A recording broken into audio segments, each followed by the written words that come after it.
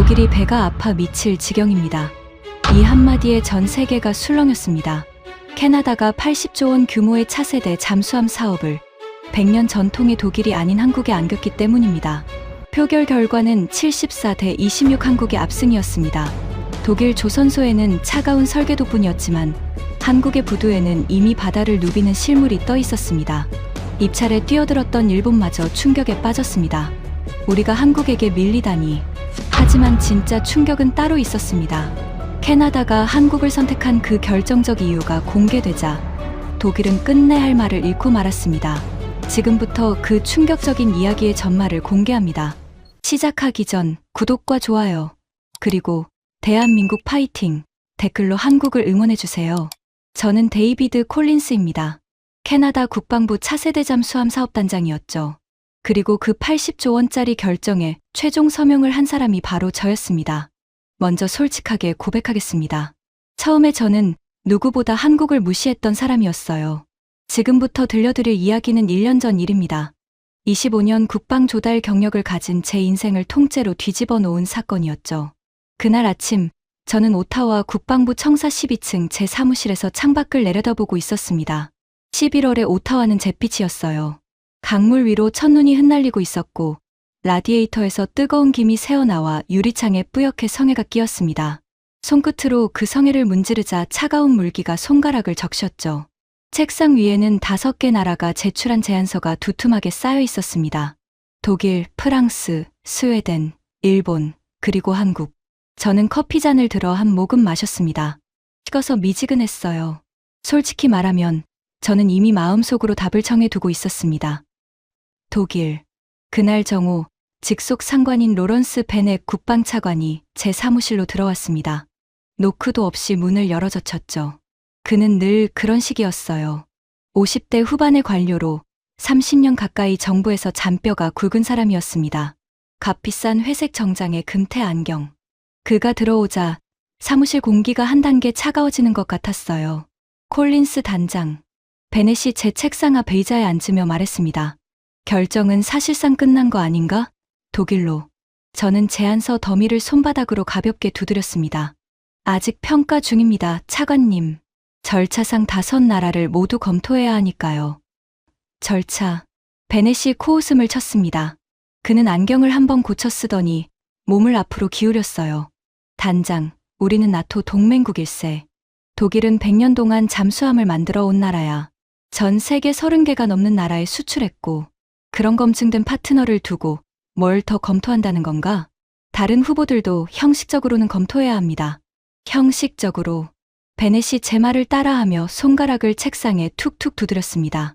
그 소리가 신경을 긁었어요. 스웨덴은 잠수함이 너무 작고 프랑스는 가격이 비싸지. 일본은 수출 경험이 전무하고. 그럼 남은 건 하나야. 그가 제 책상 위 제안서 중 하나를 손끝으로 툭 밀쳐냈습니다. 맨 위에 한글과 영어가 함께 적힌 한국 측 서류였죠. 그 서류가 책상 끝으로 미끄러지다가 위태롭게 멈췄습니다. 설마 이 한국 건 진지하게 보는 건 아니겠지? 저는 잠시 그 서류를 바라봤습니다. 그리고 천천히 고개를 저었어요. 솔직히 말씀드리면 저도 회의적입니다. 베넷의 얼굴에 만족스러운 미소가 번졌습니다. 그럼 됐네. 자네는 똑똑한 사람이야. 저는 그 미소가 마음에 들지 않았지만 그날만큼은 그와 같은 생각이었습니다. 한국이라는 나라가 독일을 이긴다는 건 제 상식으로는 도무지 말이 되지 않았으니까요. 그날 저녁, 저는 집으로 돌아와 서재에 앉았습니다. 벽난로에 장작을 넣고 불을 붙이자 마른 나무가 타닥타닥 갈라지는 소리가 났어요. 매캐한 연기 냄새가 코끝을 스쳤습니다. 저는 한국 측 제안서를 무릎 위에 올려놓고 천천히 넘기기 시작했죠. 장보고 III급. 한국이 독자 개발했다는 대형 잠수함이었습니다. 리튬이온 배터리에 AIP 시스템. 배수량 3,900톤, 전장 89m. 승조원 43명. 저는 안경을 벗고 콧대를 손가락으로 눌렀습니다. 피곤이 몰려왔어요. 한국이라. 저는 혼잣말로 중얼거렸습니다. 제 머릿속에 한국이라는 나라는 그저 자동차와 휴대폰을 잘 만드는 곳이었습니다. 큰 배도 잘 만든다는 건 알고 있었죠. 유조선이나 컨테이너선 같은 상선 말입니다. 하지만 잠수함은 완전히 다른 이야기였어요. 잠수함은 수백 미터 깊은 바닷속에서 수십 명의 목숨을 짊어지고 조용히 움직여야 하는 인간이 만든 가장 정교한 무기 체계입니다. 작은 결함 하나가 곧 죽음으로 이어지죠. 상선을 잘 만든다고 잠수함을 잘 만들 수 있는 건 아니었습니다. 그건 트럭을 잘 만든다고 전투기를 만들 수 있다는 말과 같았으니까요. 게다가 한국이 잠수함을 만들기 시작한 건 고작 30년 전이었습니다. 그것도 독일에서 기술을 이전받아 시작한 거였죠. 제자가 스승을 이긴다. 후발주자가 100년 전통을 뛰어넘는다. 저는 그런 일이 일어날 거라고 믿지 않았습니다. 그때 서재문이 열렸습니다. 아내 마거리 씨 따뜻한 차 한 잔을 들고 들어왔어요. 또 일이에요? 그녀가 찻잔을 책상에 내려놓으며 물었습니다. 김이 모락모락 피어올랐죠. 80조짜리 결정이야. 저는 한숨을 쉬며 답했습니다. 12척이나 사야 해. 우리 아이들이 탈 잠수함을. 마거릿의 표정이 살짝 굳었습니다. 그녀는 제 손을 가만히 잡았어요. 그녀의 손은 늘 따뜻했습니다. 애단 생각하는 거죠? 저는 대답하지 못하고 벽난로 쪽으로 시선을 돌렸습니다. 불꽃이 일렁이고 있었어요. 애단은 제 아들입니다. 28살이었고 현역 해군 잠수함 승조원이었죠. 아버지를 따라 바다를 지키겠다며 해군에 들어간 아이였습니다. 그리고 지금 애단은 우리 해군의 낡은 빅토리아급 잠수함을 타고 있었어요. 영국에서 사온 중고 잠수함으로 진수된 지 30년이 넘은 고철 덩어리였습니다.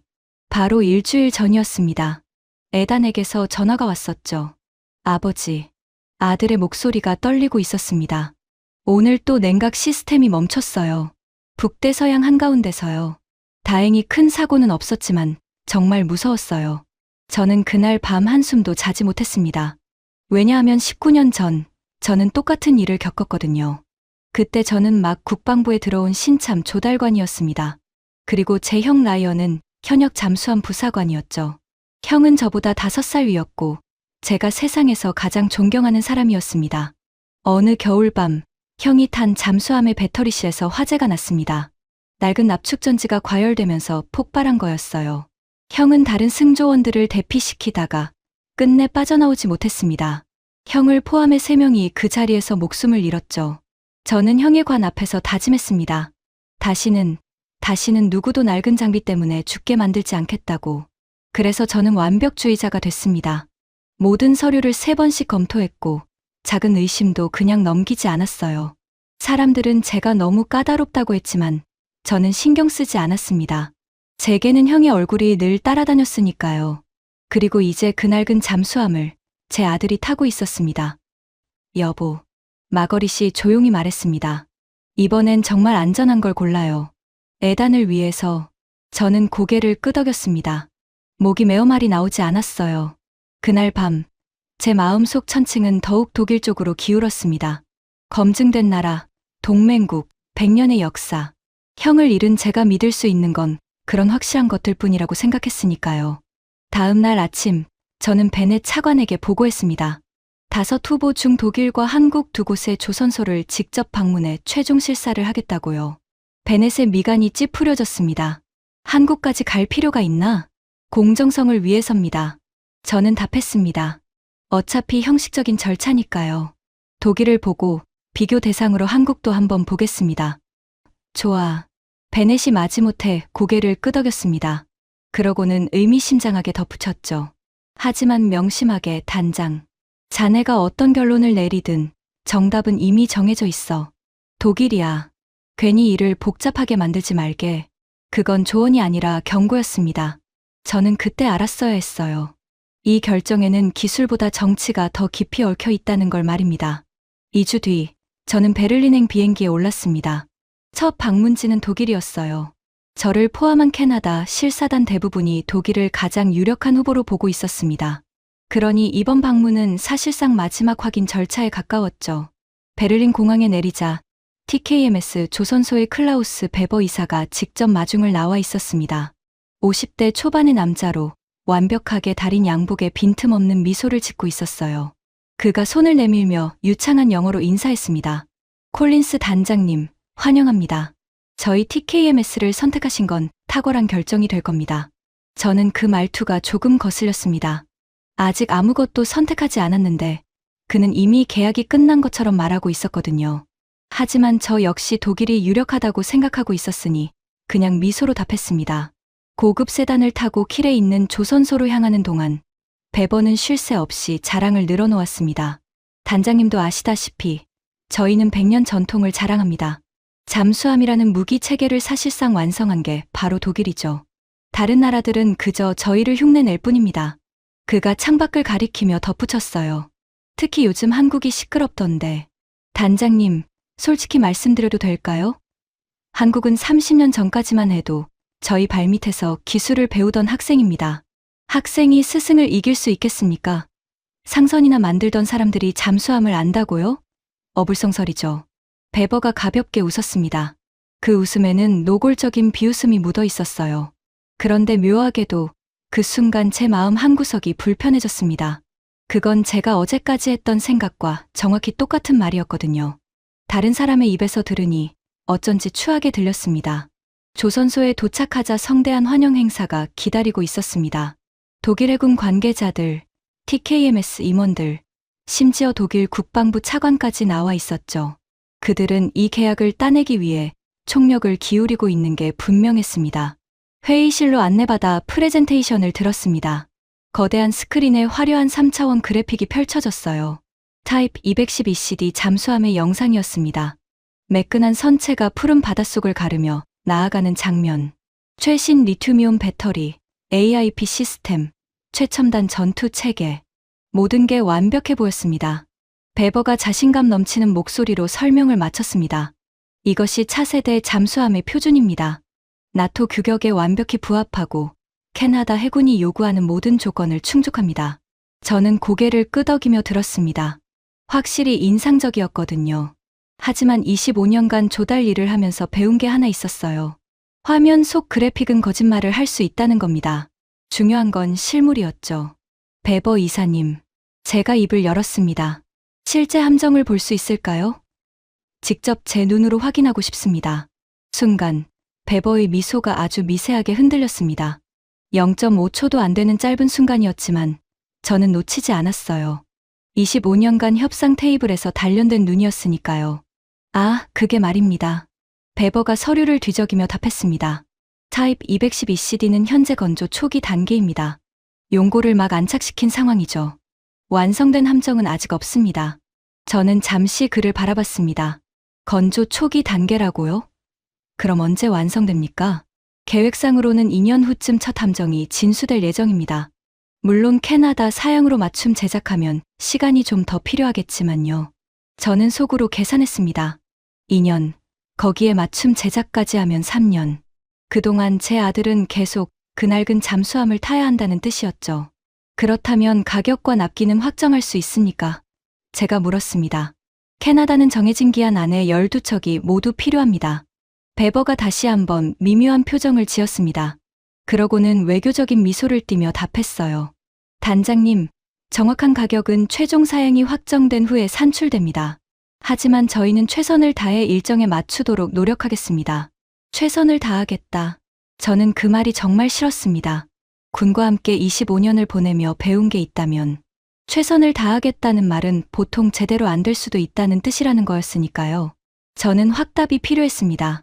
확실한 일정과 확실한 가격 말입니다.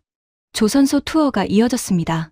넓은 공장동, 최신 설비, 숙련된 기술자들. 모든 게 훌륭해 보였어요. 하지만 막상 타입 212CD 건조 현장에 가니 실망스러웠습니다. 정말로 용골만 덩그러니 놓여 있었거든요.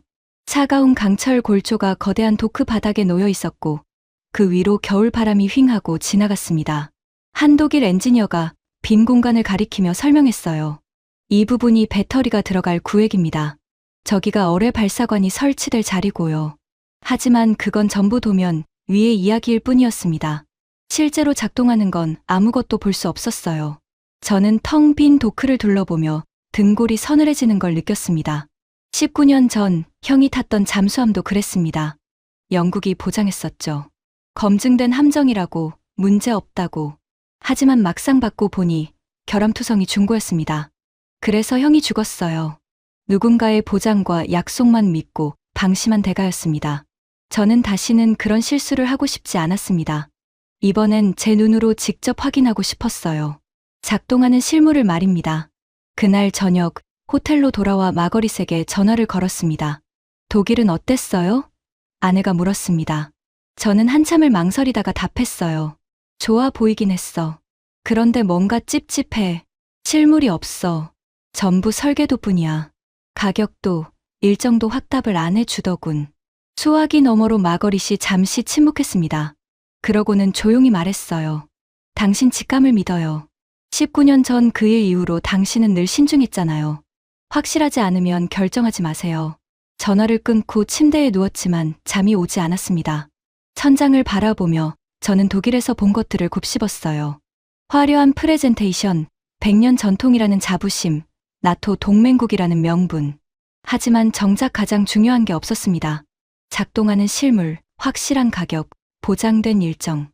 다음 날, 비행기 안에서 저는 다음 행선지를 확인했습니다. 한국, 거제. 솔직히 기대는 크지 않았습니다. 아시아의 후발주자가 독일보다 나을 리 없다고 저는 여전히 그렇게 생각하고 있었으니까요. 베버의 비웃음 섞인 목소리가 귓가에 맴돌았습니다. 학생이 스승을 이길 수 있겠습니까? 저는 창밖으로 펼쳐진 구름을 바라봤습니다. 하지만 그때만 해도 저는 전혀 몰랐습니다. 그 거제 방문이 제 80조 원짜리 결정을, 그리고 한국에 대한 제 모든 편견을 송두리째 뒤집어 놓을 거라는 사실을 말입니다. 인천공항에 도착한 건 화요일 오전이었습니다. 비행기에서 내리자 한국의 11월 공기가 코끝에 닿았어요. 독일의 칼날 같은 추위와는 달랐습니다. 차갑지만 어딘가 부드러운 짭짤한 바다 냄새가 섞인 바람이었죠. 가장 먼저 다가온 사람은 40대 후반으로 보이는 남자였습니다. 검은 뿔테 안경에 단정한 정장. 그가 환하게 웃으며 두 손으로 제 손을 잡았습니다. 콜린스 단장님, 멀리까지 와 주셔서 감사합니다. 저는 하나오션 잠수함 사업부장 강현우입니다. 그의 영어는 유창했지만 약간의 억양이 있었어요. 저는 악수를 하며 그를 관찰했습니다. 군인 출신은 아닌 것 같았지만 눈빛이 묘하게 진지했죠. 베버처럼 번지르르한 미소가 아니라 뭔가를 간절히 증명하고 싶어하는 사람의 눈빛이었습니다. 그 옆에는 30대 중반의 여성이 서 있었습니다. 단장님, 저는 통역을 맡은 이지민입니다. 방문 일정 내내 동행하겠습니다. 그녀의 영어에는 캐나다식 억양이 섞여 있었어요. 캐나다에서 공부하셨나요? 제가 물었습니다. 토론토 대학을 나왔습니다. 이지민이 밝게 웃었죠. 그래서 캐나다를 좀 압니다. 불편하신 게 있으면 언제든 말씀해 주세요. 저는 고개를 끄덕였습니다. 첫인상은 나쁘지 않았어요. 하지만 저는 여전히 마음의 문을 닫고 있었습니다. 베버의 말이 머릿속에 남아 있었거든요. 상선이나 만들던 사람들. 공항에서 거제까지는 헬기로 이동했습니다. 남쪽 해안을 향해 날아가는 동안 저는 창밖을 내려다봤어요. 그러다 어느 순간 저도 모르게 몸을 앞으로 기울였습니다. 거대한 조선소가 시야에 들어왔거든요. 규모가 상상 이상이었습니다. 수십 대의 거대한 크레인이 하늘을 향해 솟아 있었고 그 사이로 짓고 있는 배들이 빽빽하게 들어차 있었어요. 강철 블록들이 정교한 퍼즐처럼 조립되고 있었고 용접 불꽃이 곳곳에서 별처럼 반짝였습니다. 강현우가 헤드셋을 통해 말했습니다. 하나오션 거제 조선소입니다. 세계에서 가장 큰 조선소 중 하나죠. 연간 대형 선박 20척 이상을 건조합니다. 저는 잠시 말을 잊었습니다. 독일 TKMS 조선소와는 규모 자체가 달랐거든요. 독일 조선소가 정교한 공방이었다면 이곳은 거대한 산업 도시였습니다. 헬기가 착륙하자 더 많은 사람들이 기다리고 있었어요.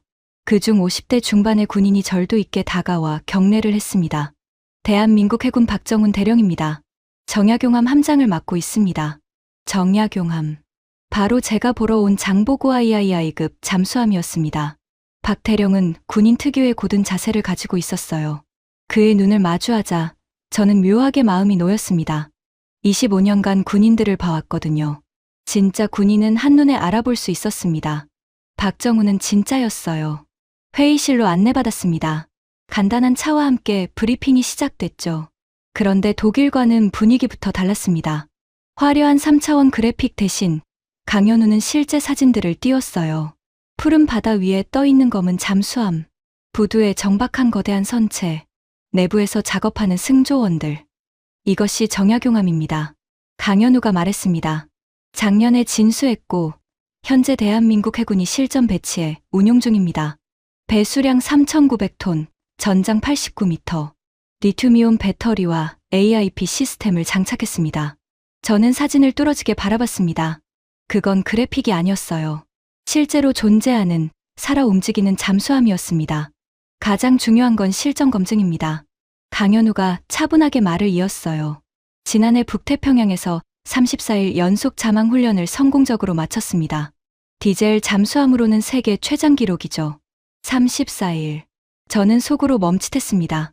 우리 빅토리아급은 사흘에 한 번씩 수면으로 올라와야 했거든요. 그때가 가장 위험한 순간이었습니다. 적에게 발각될 확률이 가장 높았으니까요.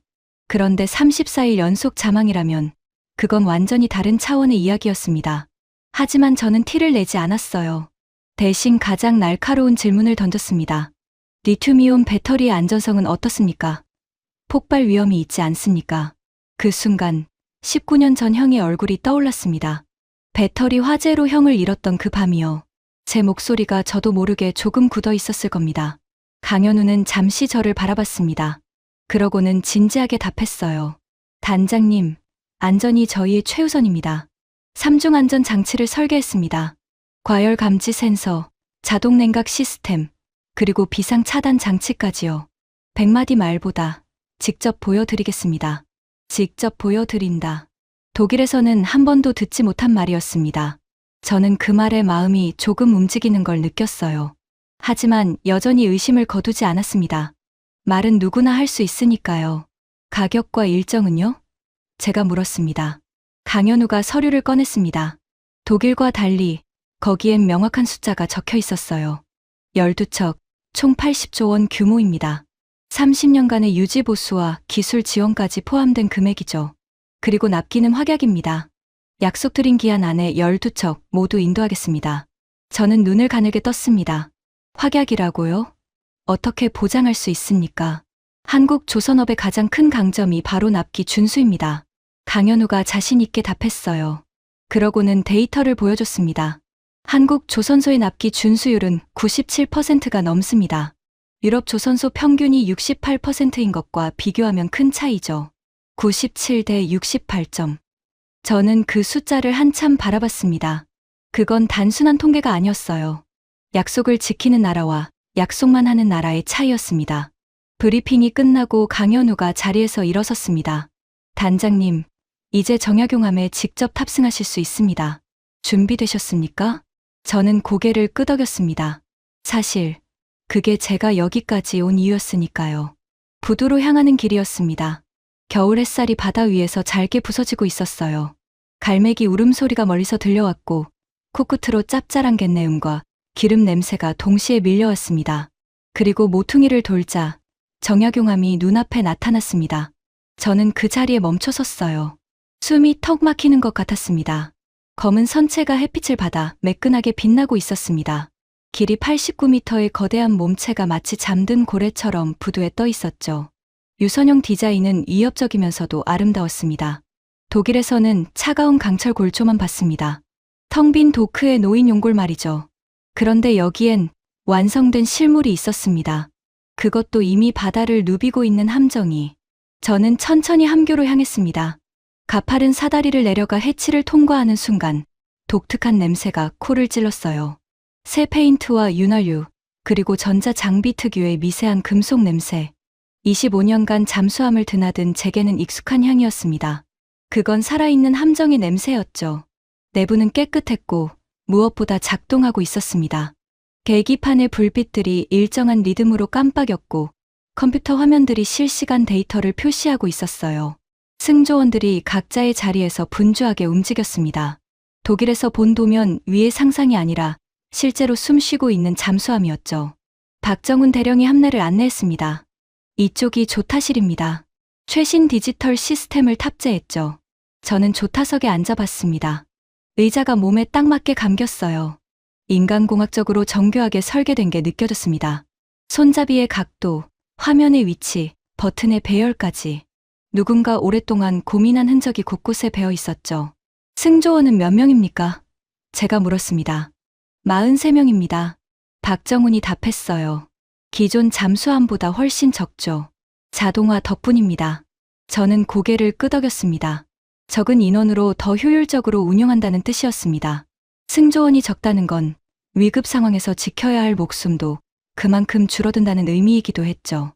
형을 잃은 제게는 그게 작지 않은 의미였습니다. 다음은 어뢰실이었습니다. 6개의 발사관이 정렬되어 있었어요. 박정훈이 설명했습니다. 한국산 중어뢰와 외국산 어뢰를 모두 발사할 수 있습니다. 유연성이 강점이죠. 저는 발사관을 손으로 쓸어봤습니다. 차갑고 매끄러운 강철의 감촉이 손바닥에 전해졌어요. 이음새 하나하나가 완벽하게 마감되어 있었습니다. 그때 한 가지 사실이 머릿속을 스쳤습니다. 독일에서는 이 모든 걸 도면으로만 봤습니다. 여기에 발사관이 들어갈 겁니다. 라는 미래형 문장으로만 말입니다. 그런데 여기서는 실제로 만질 수 있었어요. 작동하는 걸 눈으로 볼 수 있었습니다. 문득 베버의 비웃음이 떠올랐습니다. 학생이 스승을 이길 수 있겠습니까? 저는 처음으로 그 말에 의문을 품기 시작했습니다. 어쩌면 스승이 도면을 그리는 동안 학생은 이미 바다로 나갔는지도 모른다는 생각이 들었거든요. 함내를 둘러보던 중 강현우가 제 옆으로 다가왔습니다. 단장님, 어떠십니까? 저는 잠시 솔직해지기로 했습니다. 인상적이군요. 솔직히 예상보다 훨씬 좋습니다. 강현우의 얼굴에 옅은 미소가 번졌어요. 하지만 그건 베버의 으스대는 미소와는 달랐습니다. 어딘가 안도하는 그리고 자부심이 담긴 미소였죠. 감사합니다.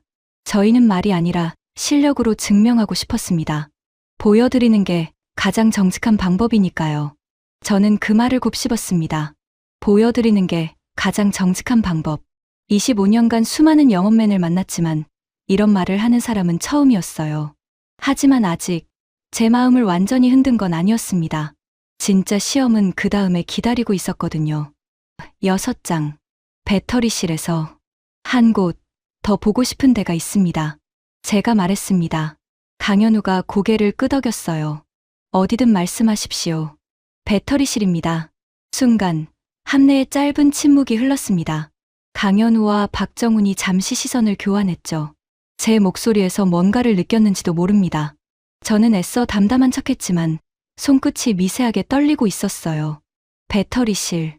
19년 전 재영이 목숨을 잃은 바로 그곳과 같은 공간이었습니다. 좁은 통로를 지나 배터리실에 들어섰습니다. 거대한 배터리 팩들이 정렬되어 있었어요. 각각은 사람 키만 했고 수십 개가 정교하게 연결되어 있었습니다. 그곳에서 한 여성 엔지니어가 기다리고 있었습니다. 30대 초반으로 보였어요. 그녀가 저를 향해 고개를 숙였습니다. 단장님, 윤서아입니다. 리튬이온 배터리 개발팀장을 맡고 있습니다. 윤서아는 배터리 팩 옆에 서서 설명을 시작했습니다. 각 배터리 팩에는 온도 센서가 32개씩 부착되어 있습니다. 이상 온도가 감지되면 즉시 냉각 시스템이 작동하죠. 그녀가 컴퓨터 화면을 가리켰어요. 모든 배터리의 온도가 실시간으로 표시되고 있었습니다. 만약 냉각마저 실패하면요? 제가 물었습니다. 그러면 해당 배터리가 자동으로 시스템에서 분리됩니다. 나머지 배터리만으로도 함정 운용에는 문제가 없습니다. 저는 그녀의 설명을 들으며 입술을 깨물었습니다. 19년 전 형이 탔던 잠수함의 납축전지에는 그런 안전장치가 없었어요. 과열되면 그냥 폭발했죠. 연쇄적으로요.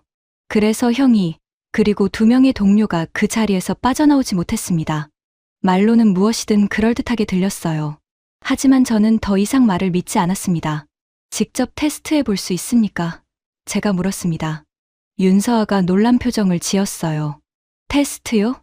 지금요? 네. 저는 단호하게 말했습니다. 제 눈으로 직접 확인하고 싶습니다. 윤서아가 박정훈 대령을 바라봤습니다. 박 대령이 고개를 끄덕이자 그녀는 컴퓨터 앞에 앉아 명령을 입력하기 시작했어요. 한 배터리 팩의 온도를 인위적으로 끌어올리는 시뮬레이션이었습니다. 배터리실 안의 공기가 팽팽해졌습니다. 저는 화면에서 눈을 떼지 못했어요. 심장이 점점 빠르게 뛰기 시작했습니다. 화면 속 온도가 오르기 시작했습니다. 섭씨 50도, 60도, 70도. 그때 날카로운 경보음이 울렸습니다. 삐, 삐, 삐.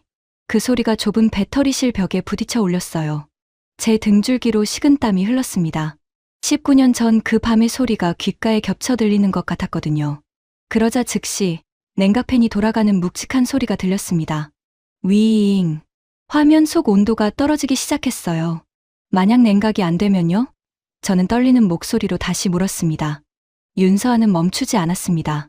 시뮬레이션을 계속 진행했어요. 냉각 시스템을 강제로 차단한 채 온도를 더 끌어올렸습니다. 80도를 넘어서는 순간이었습니다. 또 다른 경보가 울리더니 화면에 빨간 글씨가 떴어요. 해당 배터리 팩이 자동으로 차단됐다는 신호였습니다. 그리고 나머지 시스템은 아무 일 없었다는 듯 정상적으로 작동하고 있었습니다. 저는 한참을 그 화면만 바라봤습니다. 최악의 경우엔 어떻게 됩니까? 제가 물었습니다. 안전장치마저 전부 실패하면요.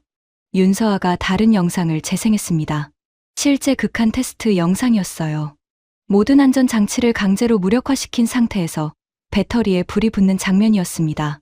그런데 폭발하지 않았어요. 배터리는 천천히 타들어 갈 뿐이었습니다. 그리고 곧바로 배터리실의 자동 소화 시스템이 작동했죠. 하얀 소화가스가 분사되더니 10초 만에 불이 완전히 꺼졌습니다. 저는 그 자리에 얼어붙었습니다. 19년 전 형이 탔던 잠수함에서는 배터리가 폭발하면서 순식간에 불길이 번졌습니다. 사람이 손 쓸 틈도 없었어요. 그런데 이건 달랐습니다. 설령 최악의 상황이 와도 통제할 수 있었습니다. 가슴 깊은 곳에서 뜨거운 것이 울컥 치밀어 올랐습니다. 저는 애써 눈물을 삼켰어요. 만약 19년 전 형의 잠수함에 이런 시스템이 있었다면, 그랬다면 형은 지금도 살아 있었을지 모릅니다. 윤서아가 조용히 저를 바라봤습니다. 그녀의 눈빛이 어딘가 달라져 있었어요. 그녀가 망설이다가 입을 열었습니다. 단장님, 혹시 배터리 사고를 겪으신 적이 있으신가요? 저는 잠시 말을 잇지 못했습니다. 좁은 배터리실에 무거운 침묵이 내려앉았어요. 그러다 결국 저는 입을 열었습니다. 19년 전입니다. 제 형이 배터리 화재로 세상을 떠났어요. 동료 둘과 함께요. 형은 다른 사람들을 대피시키다가 빠져나오지 못했습니다. 윤서아의 눈빛이 깊어졌습니다. 그녀는 한동안 말이 없었어요. 그러다 천천히 진심을 담아 말했습니다. 단장님, 사실 제 남동생도 해군 잠수함 승조원입니다. 저도 가족의 목숨이 걸린 일이에요. 저는 그녀를 바라봤습니다. 그래서 저는 이 배터리를 완벽하게 만들고 싶었습니다. 윤서아가 말을 이었어요. 제 동생이, 그리고 누군가의 형제가 다시는 그런 일을 겪지 않도록요. 단장님의 형님 같은 분이 다시는 없도록 말입니다. 그녀의 목소리가 살짝 떨렸습니다. 그건 영업이 아니었어요. 진심이었습니다. 저는 고개를 돌려 천장을 올려다봤습니다. 눈가가 뜨거워지는 걸 들키고 싶지 않았거든요. 25년간 단단하게 쌓아 올린 제 마음의 벽에 그날 처음으로 금이 갔습니다. 그날 저녁, 강현우가 저를 저녁 식사에 초대했습니다. 공식 만찬이 아니라 개인적인 자리였어요. 거제의 작은 식당이었습니다. 고급 레스토랑이 아니라 동네 사람들이 드나드는 평범한 곳이었죠. 문을 열고 들어서자 고기 굽는 냄새와 시끌벅적한 사람들의 목소리가 한꺼번에 밀려왔습니다. 강현우가 구석진 자리로 저를 안내했어요. 불판 위에서 고기가 지글지글 익어갔습니다. 기름이 튀는 소리, 자글거리는 소리. 강현우가 직접 집게를 들고 고기를 뒤집으며 말했습니다. 단장님, 오늘 배터리실에서 하신 말씀을 들었습니다. 형님 이야기요. 저는 잔을 내려놓았습니다. 네. 강현우가 잠시 불판을 바라봤어요. 그러고는 천천히 입을 열었습니다. 단장님, 제 이야기를 좀 해도 될까요? 저는 고개를 끄덕였습니다. 제 할아버지는 전쟁과였습니다. 강현우가 말했어요. 625 전쟁이 터졌을 때 할아버지는 10살이었습니다. 부모님을 모두 잃으셨죠. 폭격으로요. 혈혈단신으로 남쪽으로 피난을 내려오셨습니다. 식당의 소음이 어쩐지 멀게 느껴졌습니다. 저는 강현우의 이야기에 빨려들었어요. 할아버지는 부두에서 막노동을 하셨습니다. 배 밑바닥에 녹을 긁어내고 무거운 강철판을 나르는 일이었죠. 손이 다 갈라지고 피가 나도 멈출 수 없으셨답니다. 먹고 살아야 했으니까요. 그게 한국 조선업의 시작이었습니다. 아무것도 없는 폐허에서 맨손으로 시작한 거예요. 강현우의 눈빛이 아련해졌습니다. 할아버지는 돌아가시기 전에 제 손을 잡고 이렇게 말씀하셨어요. 현우야, 나는 평생 남이 설계한 배의 밑바닥만 닦았다. 하지만 너는 우리 손으로 만든 배를 세계에 내보내는 사람이 되어라. 저는 숨을 죽이고 들었습니다. 그래서 저는 조선 기술자가 됐습니다. 강현우가 미소를 지었어요. 그리고 지금 우리 손으로 설계하고 우리 손으로 만든 잠수함을 세계 최고라고 자신 있게 말할 수 있게 됐습니다. 할아버지가 막노동으로 닦으셨던 그 부두에서요. 그 순간 저는 가슴이 먹먹해졌습니다. 폐허에서 시작한 나라, 남의 배 밑바닥을 닦던 손에서 시작해 이제는 세계 최고의 잠수함을 만드는 나라. 배번은 그걸 상선이나 만들던 사람들이라고 비웃었습니다. 하지만 그건 비웃을 일이 아니었어요. 그건 한 세대가 피와 땀으로 일군 기적이었습니다. 문득 제 할아버지가 떠올랐습니다. 제 할아버지도 군인이셨거든요. 625 전쟁 때 한국이라는 낯선 땅에서 싸우셨습니다. 캐나다군으로요. 어릴 적 할아버지는 자주 한국 이야기를 하셨어요. 얼마나 춥고 비참한 전쟁이었는지, 하지만 한국 사람들이 얼마나 끈질긴지 말입니다. 할아버지는 제게 이렇게 말씀하셨었죠. 데이비드, 한국은 언젠가 위대한 나라가 될 거다. 그 사람들에겐 뭔가 특별한 게 있어. 저는 그 말을 잊고 살았습니다. 솔직히 한국을 무시했죠. 그런데 지금 강현우의 이야기를 들으며 할아버지의 말이 무슨 뜻이었는지 깨달았습니다. 강 부장님. 제가 입을 열었습니다. 목소리가 잠겨 있었어요. 사실 제 할아버지도 군인이셨습니다. 625대 캐나다군으로 한국에서 싸우셨죠. 할아버지가 지키려 했던 그 나라가 이제 이렇게 됐군요. 강현우가 놀란 표정으로 저를 바라봤습니다. 그러고는 천천히 잔을 들었어요. 그의 눈가가 붉어져 있었습니다. 단장님, 그렇다면 우리는 70년 전 이미 한번 만났던 셈이군요. 할아버지께서 지켜주신 나라를 이제 저희가 다시 지키겠습니다. 단장님의 손주분들이 안전하게 바다를 항해할 수 있도록요. 저는 잔을 부딪혔습니다. 잔이 맞부딪히는 맑은 소리가 났어요. 그날 저는 단순히 잠수함을 보러 온 게 아니라는 걸 깨달았습니다. 70년의 인연이 두 나라 사이에 흐르고 있었던 겁니다. 다음 날 아침이었습니다. 호텔에서 조식을 먹는데 이지민이 태블릿을 들고 다급하게 다가왔습니다. 단장님, 뉴스가 떴습니다. 화면에는 충격적인 소식이 떠 있었어요. 입찰에 참여했던 일본이 사실상 경쟁에서 탈락했다는 보도였습니다. 일본의 잠수함은 기술은 우수했지만 수출 경험이 전무했고 결정적으로 실전 운용 실적을 제시하지 못했다는 거였죠. 이지민이 다른 기사를 보여줬습니다. 일본 방위성의 한 고위 관계자가 익명으로 인터뷰한 내용이었어요. 믿기지 않는다. 우리가 한국에게 밀렸다는 사실이. 저는 그 문장을 한참 바라봤습니다. 일본은 아시아에서 가장 오래된 잠수함 강국 중 하나였습니다. 그런 일본조차 한국 앞에서 무릎을 꿇은 거였어요. 강현우가 조용히 말했습니다. 단장님, 저희는 일본과도 오래 경쟁해 왔습니다. 한때는 저희가 한참 뒤처져 있었죠. 하지만 이제는 다릅니다. 기술도, 실적도, 신뢰도 저희가 앞섭니다. 저는 천천히 고개를 끄덕였습니다. 어제까지만 해도 저는 한국을 의심했어요. 그런데 이제 그 의심이 흔들리고 있었습니다. 거제에서 본 것들이 머릿속을 떠나지 않았습니다. 작동하는 실물, 80도까지 견디는 안전 시스템, 34일 연속 자망 기록, 97%의 납기 준수율, 그리고 무엇보다 사람들이었습니다. 강현우의 진심, 윤서아의 눈물, 박정훈의 자부심. 한국 사람들은 단순히 장비를 파는 게 아니었어요. 자신들의 명예를 걸고 있었습니다. 하지만 호텔로 돌아오자 현실이 기다리고 있었습니다. 제 휴대폰이 울렸어요. 벤의 차관이었습니다. 그의 목소리는 얼음장처럼 차가웠어요. 콜린스 단장, 지금 어디 있나? 거제입니다, 차관님. 즉시 오타와로 돌아오게. 베넷이 쏘아붙였습니다. 독일 측에서 강력하게 항의하고 있어. 캐나다가 한국으로 기울고 있다는 소문 때문이야. 도대체 무슨 짓을 하고 있는 건가? 저는 미간을 찌푸렸습니다. 차관님, 저는 모든 후보를 공정하게 평가하고 있을 뿐입니다. 공정하게. 베넷의 목소리가 높아졌어요.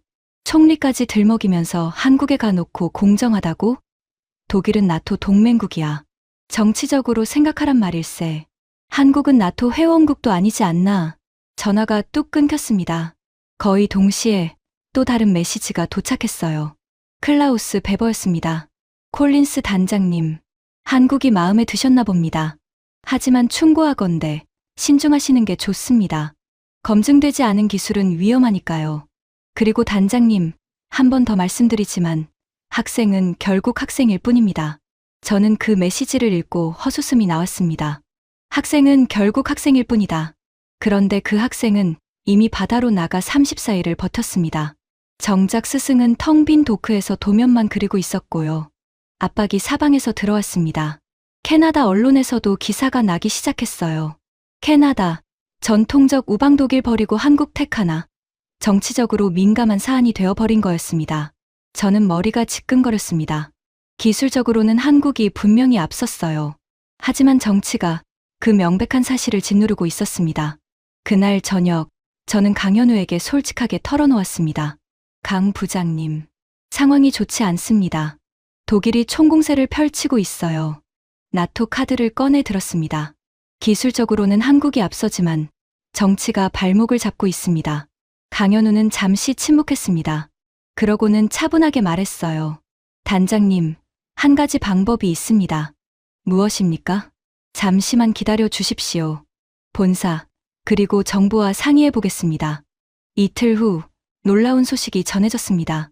한국 정부가 캐나다에 특별 제안을 했다는 거였어요. 단순히 완제품을 파는 게 아니라 잠수함 핵심 기술을 캐나다에 이전하고 일부 부품은 캐나다 현지에서 생산할 수 있도록 지원하겠다는 거였습니다. 저는 그 소식을 듣고 눈이 번쩍 뜨였습니다. 이건 게임 체인저였어요. 독일은 단 한 번도 그런 제안을 한 적이 없었습니다. 그들은 그저 완제품을 비싸게 팔려고만 했죠. 그런데 한국은 달랐습니다. 기술까지 넘겨주고 캐나다 조선업을 함께 키우겠다는 거였어요. 그건 단순한 무기 구매가 아니라 캐나다 산업의 미래를 여는 일이었습니다. 새로운 일자리가 생기고 캐나다 기술력이 올라가고 우리 손으로 잠수함을 정비할 수 있게 된다는 뜻이었죠. 강현우가 전화로 말했습니다. 단장님, 저희는 단기 이익을 원하지 않습니다. 캐나다라는 신뢰할 수 있는 파트너와 함께 성장하고 싶습니다. 그게 진짜 동맹이라고 믿거든요. 팔고 끝나는 게 아니라 함께 발전하는 거요. 저는 가슴이 뜨거워졌습니다. 독일은 우리를 그저 고객으로 봤습니다. 하지만 한국은 우리를 동반자로 보고 있었어요. 소식이 알려지자 캐나다 여론이 들끓기 시작했습니다. 한국의 제안이 훨씬 매력적이라는 분석이 쏟아졌어요. 이건 잠수함을 사는 게 아니라 캐나다 방위 산업을 도약시킬 기회라는 거였죠. 베버는 당황했습니다. 그는 급히 반박 성명을 냈어요. 기술 이전은 위험합니다. 기밀이 유출될 수 있습니다. 하지만 이미 분위기는 바뀌고 있었습니다. 그리고 며칠 뒤 베버가 마지막 카드를 꺼냈습니다. 가격 인하였어요. 독일도 가격을 깎아주겠다고 제안한 겁니다. 하지만 이미 늦었습니다. 한국은 가격도 더 합리적이었고 기술 이전까지 제공하고 있었으니까요. 베버가 뒤늦게 가격을 들고 나온 건 오히려 그동안 얼마나 비싸게 팔려고 했는지를 스스로 증명한 꼴이랬습니다. 저는 창밖에 거제 야경을 바라봤습니다. 조선소의 불빛이 밤바다 위에서 반짝이고 있었어요. 밤에도 작업이 멈추지 않고 있었습니다. 그 불빛을 보며 저는 깨달았습니다. 100년 전통이라는 독일의 자부심이 30년 후발주자라며 비웃던 한국 앞에서 흔들리고 있었습니다. 그리고 그 흔들림은 이제 막 시작된 것에 불과했죠. 진짜 승부는 오타와에서 기다리고 있었습니다. 오타와로 돌아온 저는 100페이지가 넘는 비교 보고서를 작성했습니다. 독일과 한국을 항목별로 분석한 자료였어요. 실물 유무, 가격, 납기, 안전성, 기술 이전, 사후 지원. 모든 항목에서 한국이 앞섰습니다. 저는 그 보고서를 들고 의회 국방위원회 청문회에 섰습니다. 청문회장은 긴장감으로 가득했어요. 보수파 의원들은 여전히 독일을 선호하고 있었고 베넷 차관은 맨 앞줄에 앉아 차가운 시선으로 저를 노려보고 있었습니다. 저는 심호흡을 하고 발표를 시작했습니다. 먼저 독일입니다. 저는 화면에 텅 빈 도크 사진을 띄웠어요. TKMS는 100년 전통을 자랑합니다. 하지만 제가 현장에서 본 건 용골뿐이었습니다. 완성된 함정은 없었습니다. 완성까지 최소 2년, 캐나다 사양으로 맞추면 3년이 걸립니다. 가격과 일정에 대한 확답도 받지 못했습니다. 저는 다음 화면을 넘겼습니다. 부두에 떠있는 정약용함이었어요. 다음은 한국입니다. 하나오션거제 조선소에는 이미 운용 중인 실물이 있었습니다. 저는 직접 탑승해 모든 시스템을 확인했습니다. 34일 연속 자망 기록, 무사고 운용 실적, 그리고 80도까지 견디는 3중 안전 장치를 제 눈으로 직접 봤습니다.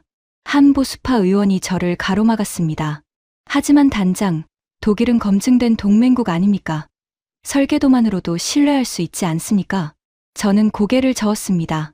19년 전 영국도 검증됐다고 했습니다. 청문회장이 일순간 조용해졌습니다. 그 사고를 모르는 사람은 없었어요.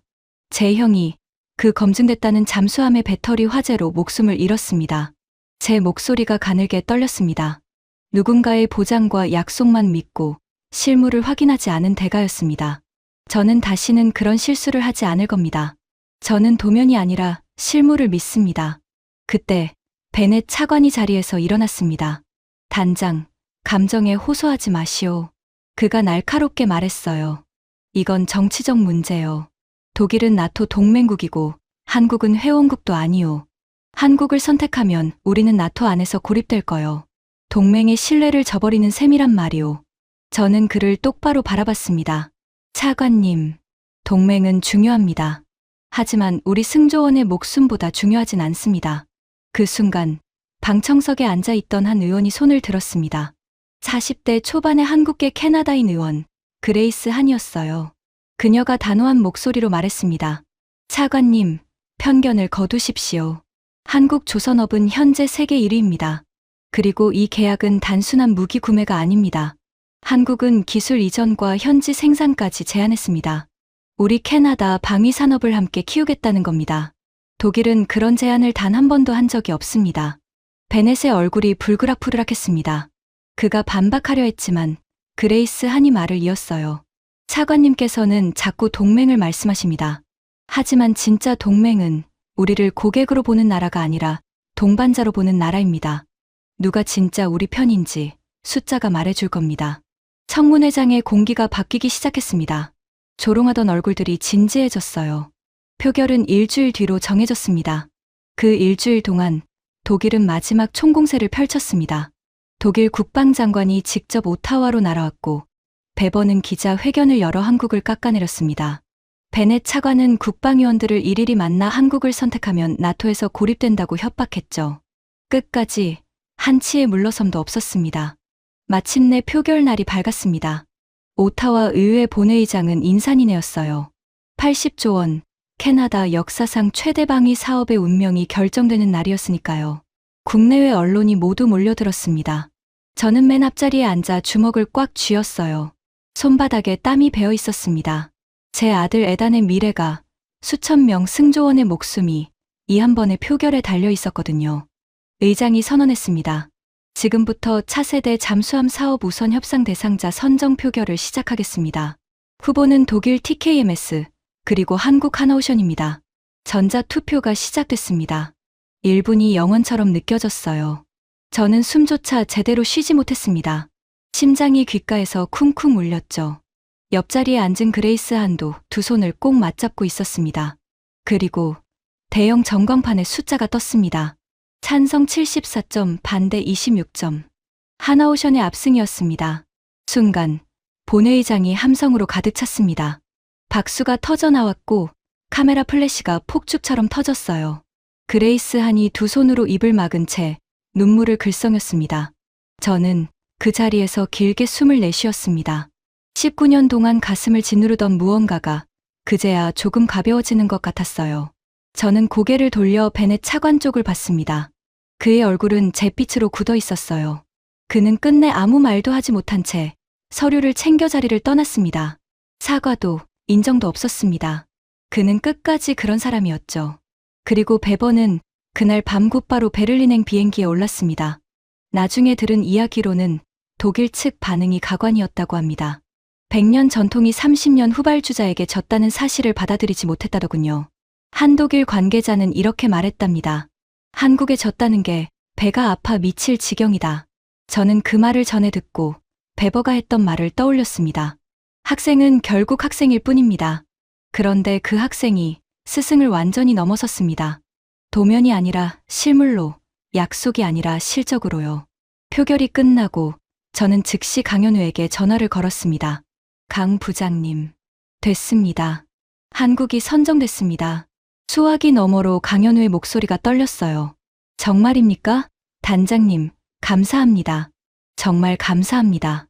아닙니다. 저는 목이 메었습니다. 제가 감사합니다. 당신들이 제 눈을 뜨게 해줬으니까요. 그날의 결정은 전 세계 방산 시장을 뒤흔들었습니다. 폴란드가 즉시 반응했어요. 이미 한국산 무기를 대거 도입한 폴란드가 잠수함도 한국으로 눈을 돌렸습니다. 호주 해군도 차세대 잠수함 후보에 한국을 올렸고 노르웨이와 네덜란드에서도 문의가 쏟아졌습니다. 한국 잠수함의 시대가 캐나다의 선택을 계기로 활짝 열린 거였죠.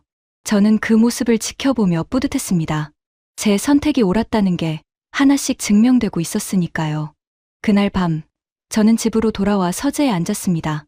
벽난로에 불을 붙이고 오래된 나무 상자 하나를 꺼냈어요. 할아버지의 유품 상자였습니다. 그 안에는 빛바랜 훈장 하나가 들어 있었어요. 625 전쟁 참전 훈장이었습니다. 저는 그 훈장을 손바닥에 올려놓고 가만히 바라봤습니다. 차갑고 묵직한 금속의 감촉이 손에 전해졌어요. 70년 전, 할아버지는 한국이라는 낯선 땅에서 싸우셨습니다. 폐허가 된 그 나라를 위해서요. 그리고 이제 그 한국이 캐나다를 지키게 됐습니다. 할아버지가 막노동으로 부두를 닦던 강현우의 할아버지를 만났듯이 저는 그 손주를 만난 거였죠. 70년의 세월을 건너서요. 할아버지, 저는 훈장에 대고 조용히 말했습니다. 맞으셨어요. 한국은 정말 위대한 나라가 됐습니다. 그 사람들에겐 특별한 게 있었어요. 그건 바로 약속을 지키는 마음이었습니다. 그때 서재문이 열렸습니다. 안에 마거릿이 들어왔어요. 그리고 그 뒤로 익숙한 얼굴이 보였습니다. 제 아들, 에단이었습니다. 아버지, 에단이 환하게 웃으며 말했어요. 해냈다면서요. 한국 잠수함으로 결정됐다고요. 저는 자리에서 일어나 아들을 끌어안았습니다. 19년 전 형을 잃은 그 밤 이후로 저는 늘 두려웠습니다. 언젠가 제 아들마저 낡은 잠수함 때문에 잃게 될까 봐서요. 그런데 이제 그 두려움을 내려놓을 수 있게 됐습니다. 에단, 저는 아들의 어깨를 두 손으로 잡았어요. 이제 너희는 안전할 거다. 다시는 19년 전 같은 일은 없을 거야. 에단의 눈가가 붉어졌습니다. 그 아이도 큰아버지의 이야기를 알고 있었거든요. 아버지, 에단이 말했습니다. 내년에 한국에 가서 훈련을 받게 될 것 같아요. 새 잠수함 운용 교육이요. 한국 기술자들한테 직접 배운대요. 저는 미소를 지었습니다. 좋은 기회다. 가서 많이 배워라. 그 사람들의 열정을, 그리고 자부심을 말이다. 창밖을 보니 어느새 눈이 내리고 있었습니다. 오타와의 겨울이었어요. 하지만 제 마음만은 따뜻했습니다. 25년간 단단하게 쌓아 올렸던 편견의 벽이 거제의 그 부두에서 무너졌으니까요. 그리고 그 자리에 새로운 믿음이 들어섰습니다. 저는 한때 한국을 무시했습니다. 베버처럼 상선이나 만들던 사람들이라고 비웃었죠. 후발주자가 100년 전통을 이길 리 없다고 확신했습니다. 하지만 저는 틀렸습니다. 완전히 틀렸어요. 스승이 도면을 그리는 동안 학생은 이미 바다로 나가 34일을 버텼습니다. 100년 전통이 가격표를 만지작거리는 동안 30년 후발주자는 기술까지 나눠주겠다며 손을 내밀었습니다. 한쪽은 우리를 고객으로 받고 다른 한쪽은 우리를 동반자로 받습니다. 이제 저는 확신합니다. 10년 뒤 12척의 한국산 잠수함이 캐나다 해군의 주력이 될 겁니다. 그리고 그 잠수함들이 제 아들과 수천 명의 젊은이들을 안전하게 지켜줄 겁니다. 폐허에서 시작한 나라, 남의 배 밑바닥을 닦던 손에서 시작해 이제는 세계가 줄을 서서 찾는 나라. 그들이 가진 가장 강력한 무기는 사실 최첨단 기술이 아니었습니다. 그건 바로 한 번 한 약속은 반드시 지킨다는 그 단단한 마음이었습니다. 할아버지가 70년 전에 알아보셨던 바로 그 특별한 말입니다. 눈은 계속 내리고 있었습니다. 하지만 봄은 반드시 올 겁니다. 그리고 그 봄에 캐나다와 한국은 함께 새로운 역사를 써 내려갈 겁니다. 왜냐하면 우리는 이제 서로를 믿으니까요. 지금까지 캐나다 차세대 잠수함 사업단장 데이비드 콜린스가 한국 거제에서 마주한 충격적인 이야기였습니다. 폐허에서 맨손으로 시작한 우리 대한민국이 이제는 100년 전통의 강대국마저 제치고 세계가 줄을 서서 찾는 나라가 되었습니다. 우리 할아버지와 아버지 세대가 흘린 땀과 눈물이 만들어낸 자랑스러운 기적입니다.